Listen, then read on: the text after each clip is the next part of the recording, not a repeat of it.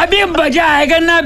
होई गेलो शादिया के जनुआ। हाँ आशीष भाई शादिया तो होई गेलो बकचोदी के, लेकिन तू कहल कौची चाहे लड़ा के झाट आगे बोली ने तौने पेला पेली होतो कच कच। पिया बा तोरा कतना माना हो, कितना माना है भतरा गे, पेला पेली होबा हो कि नहीं आशीष भाई के बताही।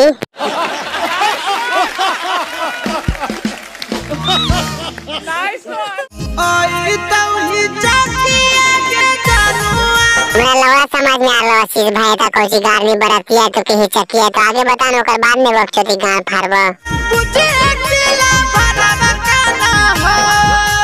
अच्छा काना ही आशीष भाई छोड़ी जा तो ना हम चले के बकचोदी के चक्कर में गांव में मरवावे थी जाए तो।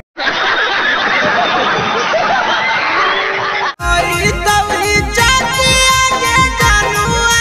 आई तो बरतिया गे जनुआ, बुझिए हमार घड़िया फट हो।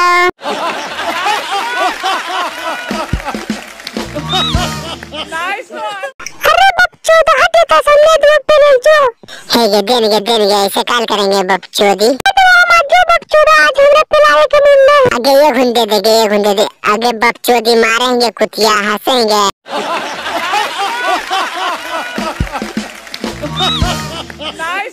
आगे तोरे चलते भेली है बाबू माही से बदनाम गे।